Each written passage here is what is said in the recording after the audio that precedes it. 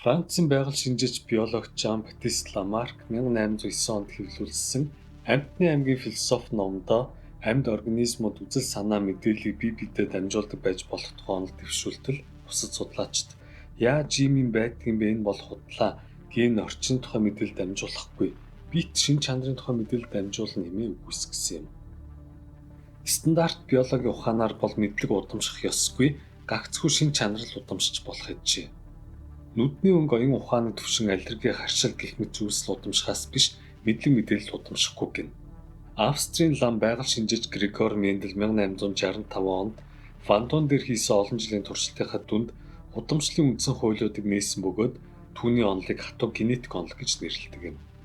Тодорхойлбол тэр тодорхой шин чанарууд л тодорхой дүрмийн дагуу удамшдаг гэж онол дэвшүүлж баримтаар баталсан юм. Хатуу онол гэж нэрлэсний шалтгаан нь удамшлын шин чанар гэдэг бол эцэгхээс ирээд усан будаг шиг дундаа холилдон цуврагдаж найрагдаж болдог үр хүүхдэлдээ удамшдаг зүйл биш харин тодорхой дүрмийн дагуу хувирлахгүй дараагийн үр удамдаа холилдож найрагдан шингэрлэхгүй дамждаг гэж үзсэн юм. Үүнээс болоод Ламарк үзэж байсан шиг альва амьд организмын амьдралынхаа явцад биетээ олж авсан бие махбодын өөрчлөлтүүд дараагийн үр удамд шингэн дамжих боломжгүй гэж судлаачид үзсэн юм. Тэгж байтал Менделийн хатуу генетикийн онол үнэн эсхийг 1920-од онд Харвардын сэтгэл судлаач Вильям Макдугал сорж үзжээ. Тэр хархнуудыг усаар дүүргэсэн тусгайлан зассан төрдөг байшинд оруулж орхив. Хархнуудад хуурай газар хүрэх хоёр л гарц бий. Нэг нь гэрэлтэй гарц, нөгөөх нь харанхуй гарц. Гэрэлтэй гарц нь тогоор цогтөг харин харанхуй нь аюулгүй байлаа. Гэхдээ бас сорилттой. Макдугал үе гэрэлтэй хоолойныхоо байрыг нь солиод тавьчихна. Заримдаа зүүн талд, заримдаа баруун талд гаргаж байрлал болно. Ингэснээр хархнууд тэдгээр гарцыг цээжлэх аргагүй болно. Ганц л дүрмтэд ойлгох ёстой. Гэрэлтэй хоолой тогоор цохино гэдгийг. Гэвч хархнууд угаасаа цаанаасаа харанхуй зүйл дургүй болж програмчлагдсан байдаг юм уу яадаг юм. Гэрэлтэй хоолойг сонгон явж ороод тогоор цохилсаар байв. Нэг цохиулаад л буцахгүй, дахиж орж дахиад цохиулна. Ингээд л давтаад л цохиулаад байна. Зарим нь 300 гаруй удаа тогоор цохилсны дараа л харанхуй гарц руу орон төрдөг байшингаас гарсан бол хархны сүрэг дунджаар 165 удаа тогоор цохилж байж төрдөг байшингаас гарч байв. Дараа нь Макдугал эдгээр хараа цааш үржүүлсэн бөгөөд тэгэхдээ заавал ухаантайг шилж үржүүлэлгүй замбраагүй үржүүлэн энэ туршилтаа давтан хийжээ. Ингээд үр дүн өмнөхдөд нэжлэн гарах ёстой бөгөөд хархнууд дунджаар 165 удаа тогон цохилсан дараа төрдөг байшингаас гарах ёстой байв онлын хувьд. Гэвч байдал өөрөөр эргэв. 2 дугаар үеийн хархнууд эцэг гэхээс арай хурдан гарах гарцыг олов. Тэд дунджаар 141 удаа тогон цохиулаад гарцаа олжээ. 3 дугаар үеийнхэн нь 118 удаа тогон цохиулаад гарцыг олсон бол 8 дугаар үеийнхэн нь 56 удаа тогон цохиулаад гарцыг олов. Энэ үеэс Макдугалд нэг сонь зүйл анзаарсан байна. Хархнуудын гарц олох чадвар удаашрсангүй харин эрс хурцсав. 16 дахь үеийнхэн ердөө 41 удаа тогон цохиулаад гарцыг олсон бол 30 дахь үеийн хархнууд ердөө 20 удаа тогон цохиулаад гарцыг олов. Өвөг дээдс нь 165 удаа мангууртлаа тогон цохилж байж нэг юм гарцыг олсон бол 30 дахь үеийнхэн 8 дахин сайжирсан байлаа. Тэгэхээр Макдугал сайнуудыг нь үржүүлээд байгаа юм болов уу гэж бодон гарц олохдоо муу хархнуудыг зориуд сонгон үржүүлэн тэдэн дээр туршилт хийтэл тэдний үртэл бас гарцыг илүү хурдан олсон байна. Тэгээ зогсохгүй гарцыг олохдоо муу байсан хархнуудын зулцгнууд гарцыг олохдоо бүр хурдан болж байлаа. Энэ судалгааныхаа үр дүн төр хаширлан байж, болгоомжлон байж хэвлэлд нийтэлсэн юм. Тэгэхдээ ямар ч том онол дэвшүүлсэнгүй, том уриал оодсон, том мэдгэл хийсэнгүй. Гэхдээ хувийн тэмдэглэлтэй Ламаркийн зөв байж гэж бичсэн байв. Биологийн стандарт онолоор бол ур чадвар шин чанарууд удамшихаас биш мэдлэг мэдээлэлд дамжих ёсгүй. Гэвч хархны 30 үеийг хамран туршилсан маш сайн баримт нотлохотой судалгаа нь өөр үр дүн харуулж байлаа. Хархнууд асуудлыг шийдвэрлэх чадварыг өвлөн авч байв. Бүүр ноцтой нь энэ чадвар нь зөвхөн тэр хэсэг хархнуудад биш, харин далайн цаанд байгаа өөр хархнуудад нөлөөлсөн байж болцсохгүй байв. Макдугалийн судалгааг уншсан Английн Эдинбургийн генетикч Альберт Элигрю Макдугалийн судалгааг буруу хийгдсэн байна гэж үзэн өөрөө туршиж үзэхээр шийдэв. Ингээд 1930 онд тэр Макдугалийнхтай төстэй төөрдөг байшин зохион бүтээн ижил төрлийн хархнууд дээр туршилт хийв. Тэгэхдээ Макдугалаас ялгаатай нь тэр туршилтанд хамруулаагүй контрол сүргийн бүлгийг хажуудаа бас байгуулан ашиглав. Туршилтын хархан дээр туршилт хийх бол контрол бүлгээ туршилтанд оруулахгүй ажиглана. Ингээд туршилтанд хамрагдсан хархнуудын дунджаар 20 орчим удаа тогин цохилоод гарцыг олж чаддаг болов. Харин тогоор цохилоогүй хархнуудын дунджаар 165 удаа оролдоод гарцыг олох ёстой ч тэгсэнгүй. Тэд нар нь бас ганц өдрийн дотор 25 удаа оролдоод гарцыг олж чаддаг болов. Уг нь бол бүтэн 30 үе оролдож ийм чадвартай болох ёстой байтал эдгэр хархнууд зүгээр л эхний өдрөө л төөрдөг байшингаас гараад сурчхав. Октөөр улсад хийж буй энэхүү туршилтанд оруулсан хархнууд дунджаар 20 орчим удаа оролдоод л төөрдөг байшингаас гардаг болж байлаа. Дэлхийн аль тэвд байгаагаас үл хамааран аль нэг газар буй хархнуудын олсон мэдлэг тэдний бусад зүрэг төрөл зүйл даяар тархан төвчгсөн мэт байв.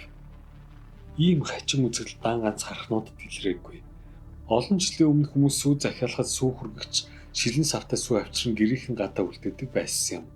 Мөнгөлөг хөнгөн цагаан тагтай шилэн савтай сүү байсан да. Тэгтэл 1920 онд Английн Саутгемптон хотын хөх шууд шувуунууд ийм сүүний тагийг тоншицоолоод өрмийг нэдэд сурчжээ. Утсанчгүй энэ чадвар Британи даяар тархан 1940-од он гэхэд бүх ийм шувуу сүүний таг цоолоод сүү ууж сурсан байна. Тэгж байтал дайн гарan хөнгөн цагааныг дайнд ашигласан тул ундааны тагийг хөнгөн цагаан ялцаар биш өөр зүйлээр хийдэг болов. Энэ зуур сүүний таг цоолж идэж сурсан бүх шувуу түхв. Тэгтэл дайны дараагаас дахиад хөнгөн цагаан тагтай сүү худалдаанд гартал урд өмнө ийм таг цоолж байгаагүй шувуунууд дахин сүүний таг цоолон өрмийг нь тоншиж эхэлжээ. Өмнөх үеийн шувуудын олсон мэдлэг яагаад ч юм бэ орон зай цаг хугацааг даван дамжсан байна. Үүнтэй ижил үзэгдэл амьд бус зүйлсэд бас ажиглагддаг. Жишээ нь талцд буюу зурмгуудад. Химчид анх ямар нэг боцыг талцжуулж сурах гэж хэдэн сар жил болдог байв. Янз бүрийн температураар янз бүрийн найрлал даралт ашиглан оролдоно. Гэвч молекулууд нь хоорондоо нэг л барьцлаж өгөхгүй. Тэгж байгаад гинтхэн нэг л өдөр талцдчих эхэлнэ. Тэгснэ газар сайгүй талцдчихна. Чин гэлцрол хэдэн зууны турш шинэ гэлбэртэй байсан юм. Хинч үүнийг зунгаг болгож чадахгүй байлаа. Тэгтэл 1867 онд Вен хот руу авч явж байсан нэг торх гэлцрол талцчихав. Түүнээс хойш дэлхийд даяар хаасайгүй гэлцролууд хатуу хэлбэрт орж эхэлсэн юм. Ийхүү харах шувуу талцтууд гээд шинж чанарууд хаасайгүй дамжиж байна. Ямар нэг зүйл холбогдох мэдээллийг дамжуулах ёстой доо түүнийг ингэж харахгүй байгаа юм уу ойлгохгүй байна. Тэгтэл Кембриж их сургуулийн нэгэн залуу эрдэмтэн нэг хүчиг олж харсан байна. 1973 онд Кембриж их сургуулийн судлаач Руперт Шелдрэг туршилтын талбайдаа тарьсан оронго шошиг ширтээд сууж байлаа. Тэр шошин түүний мэдих биохимийн мэдлэгийн дагуу бол байж боломгүй юм хийгээд байж байв. Мөлхөө шошнууд яг л оронго шиг бөгөөд хажууд нь ямар нэг шон зоохгүй бол дээш зогсож чаддгүй гадраар нэг хөглөрч үр жимсээ өгч чадахгүй ялзардаг тул тариаланч тажууд нь хашаа юм уу шон зоодог юм. Ингээд шон зоохот урмал шон руу мөлхөн түүнийг орон дээшээ тэмүүлж ургадаг. Гэтэл Шелдрикийн харж буй энэ шош нэг хачин зүйл хийж байлаа. Уг орон одоо байхгүй байгаа ч Шелдрикийн шон зоондоо гэж бодож байсан газар руу чиглэн ургаж байв. Шелдрикийн үед Харвард их сургуулиас биохимийн чиглэлээр докторийн зэрэг хүртсэн Кембрижид судлаачаар ажиллаж буй 31 настай эрдэмтэн залуу байсан юм. Ургамлын гормоны тухай судалгаа нь өнөөдөр ч биологийн тухай сурах бичгүүдэд байдаг. Гэвч шошны нүүдэл түүний нэг л тавгүй төлөв. Ургамал нүдгүй шүү дээ. Мэдрэлийн систем байхгүй. Шон одоогоор зоогоогүй байгаа. Гэсэн ч шон байхгүй байгаа ч шон зоохоор бодож байгаа газар руу оронго мөлхөж байлаа. Үүнтэй ижил зүйлийг тэр өмнө хэдэн мянган удаа харсан юм. Ер нь бүхэл биологч юм үзэгдлийг харсан ч энэ тухайгаа ярьдаггүй байсан байв. Альва организмын ДНХ тухай организмын бүтээх бүрэн заавар агуулдаггүй. Оргицоонд мод болж ургах бүх хэс байдаг ч замбрааг ургадаггүй зарим нь л үндэс болж зарим нь навч мөчр болдог. Аль нь юу болохоо яаж мэдж байгааг нь харин хэн ч мэдээгүй л байна. Хүн ялаа бананы ДНХ эсүүдийн дийлэнх нь хоорондоо төстэйч эдгээр төстэй зүйлс биш харин октоор зүйлс болон хувирдаг. Нэг орой гол даган гэрлүүг алхаж байгаа Шелдрэг нэг таамаглалт төвшүүлв. Тэр нь байгалийн сан хойно тухайн онол байлаа. Альва систем боловсрон бойжохдоо тэр сан хойтой холбогдсон тэндээс суралцаж юу болохоо яаж цаашид хөгжиж дэвчхийг мэддэг юм шиг байгаа.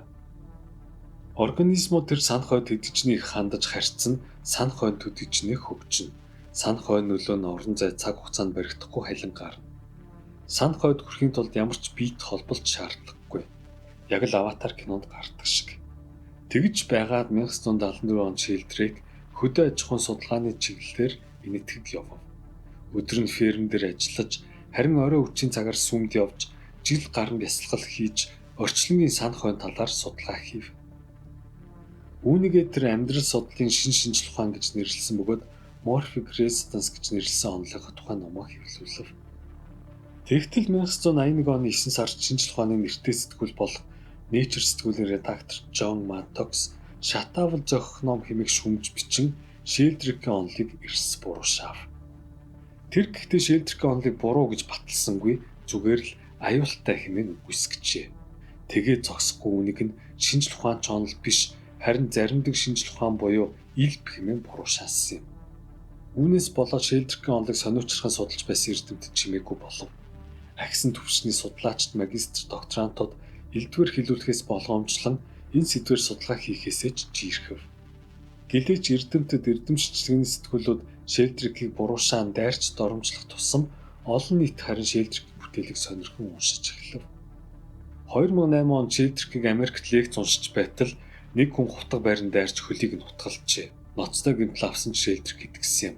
Бууж өгөлгүй Шелдрейк 2013 онд TED Talk-д оролцсон лекц уншихдаа шинжлэх ухаан галзуучуудын оромж болон хувирч байна гэж ярьсан бөгөөд орчин үеийн шинжлэх ухаанд буй 10 догмаг нэрлэсэн юм.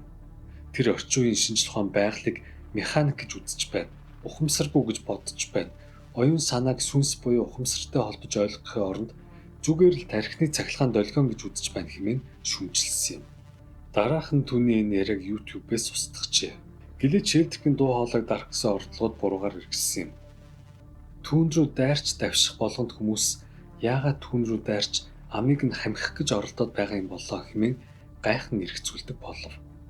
Улмаар онолыг нь туршсан Английн телевизүүд сонинууд туршилт хийж үзжээ. Ингээд телевизээр таалгасан онцгойг олон хүн оролцсон таах тусам хүмүүс илүү амархан тайлдаг болж байв. Бас өдрийн сонинд үгийн сүлжээ хэвлүүлэхэд орой тийшээ илүү олон хүн үгийн сүлжээг илүү амархан тайлж байлаа. Үүнтэй төстэй Флинт эффект гэх үзэгдлийг судлаачид мөн ажигласан байна. Энэ нь 1920-ад оноос хойш дэлхийд даяар хүмүүсийн IQ 10 жил тутамд дунджаар 3 оноогоор нэмэгдэж байгаа тухай ажиглалт юм. Шинэ Зеландын сэтгэл судлаач профессор Джеймс Флинт олон улсын IQ тестийн үр дүнгуудыг харьцуулан судлаад өнгөрсөн 100 жилд дэлхийд даяар хүмүүсийн IQ 30 орчим оноогоор өссөн байна. 100 жилийн өмнө хэвийн гэж тооцогдох байсан хүмүүсийг одоогийн тест маанаг гэж үнэлэх бол одоо 100 оноо авч хэвийн хэмээн тооцогдож байгаа хүмүүс харин 100 жилийн өмнө очих юм бол суутын хэмээн тооцогдох нэ гэсэн дүгнэлт хийсэн юм. Судлаачид үүнийг нь боловсролын хүртээмж нэмэгдсэнтэй холбон тайлбарлаж байгаа боловч өндөр боловсрол эзэмшээгүй сургууль соёлд нэг их хамрагдаагүй хүмүүсийн IQ хүртэл нийгмээ даган нэмэгдэх үзэгдлийг ажигласан байна. Шелдрейк мөн нохоон дээр сонин туршилт хийжээ. Эзэн гэртээ харихаар ажилласаа гарахад гэртээ байгаа нохоонууд нь эзний ирж бүг мэдрэн хаалган дээрээ очиж зогсож байв. Ийм 200 орчим тохиолддог тэр баримттай бүртгэсэн юм. Нэг нохоог бүр ахин дахин туршихад эзэн нь 5 км-ийн цаана буй ажилласаа гарахыг тэр нохоо 100 орчим удаа зөв тааварлан цонхон дээрээ очиж зогсож байжээ.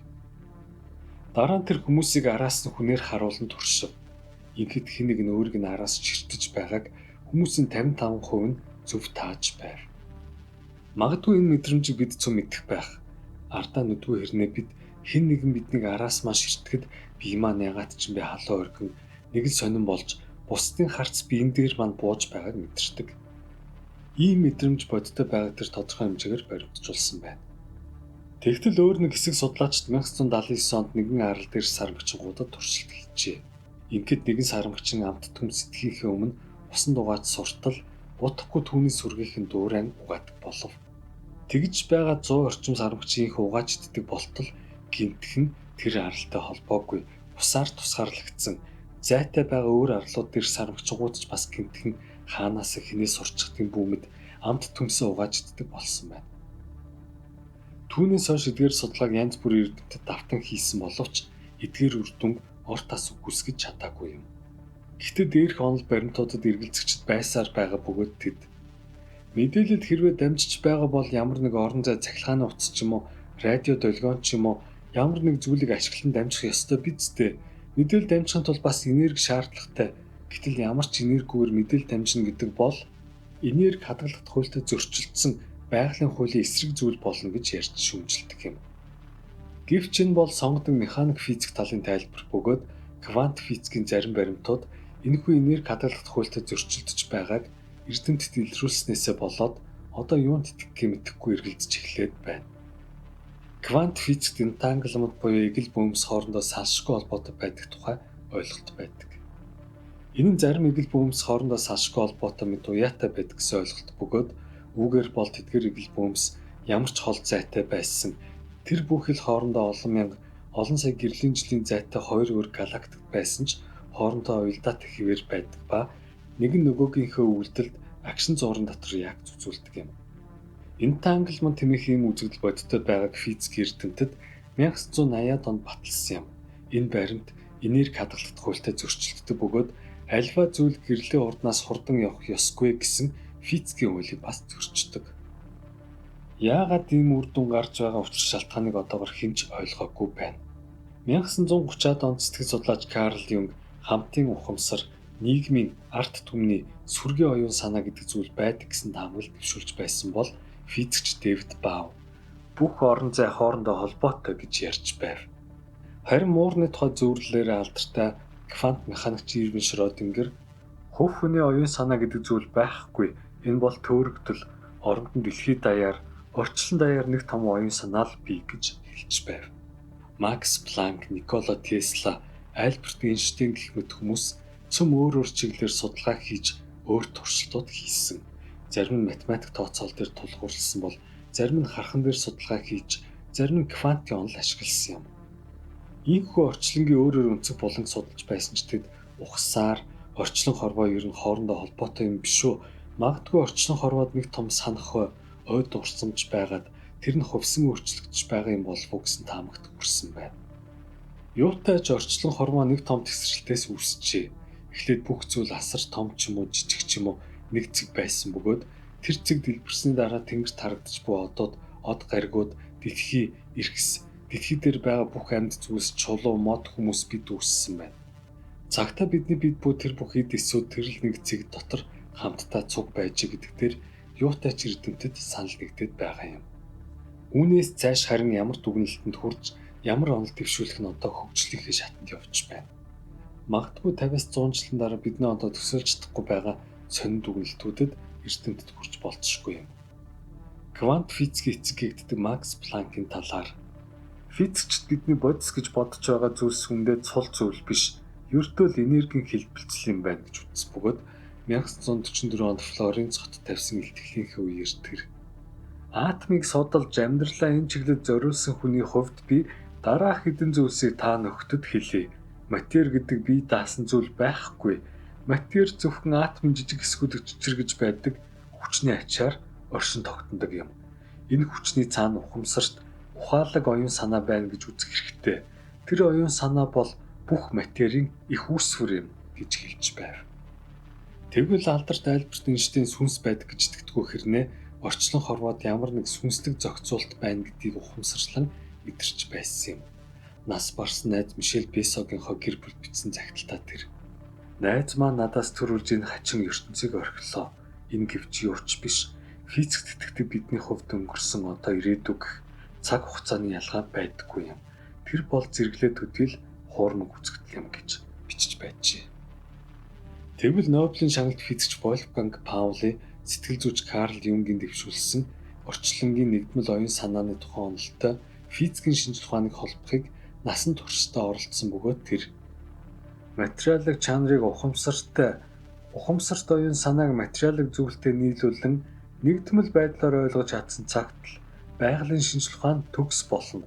Түүнээс нааш шинжлэх ухаан хагас дутуу хэвээр байх болно гэж хэлж байжээ. Харин сууц зохион бүтээгч Никола Тесла шинжлэх ухааны эзэн нэгэн цагт физик бус үзэгдлүүдийг судалж эхэлбэл өмнөх бүх зоонуудад хүрсэн агц дэвшлээс илүү их дэвшилд ердөө ганцхан 10-ны дотор хүрэх болно гэж хэлж байв. За ингээд эрдэмтдийн хийсэн сонин хачин туршилтууд орчлонгийн нэгдмэл оюун санаа талд ертөнцийн тухай судалгаануудын талаар зах зугаас нүгүүлэхэд ийм байна. Анхаарал тавьж сонссон баярлалаа. Дараагийн подкастаар уулзлаа. Түр баяртай.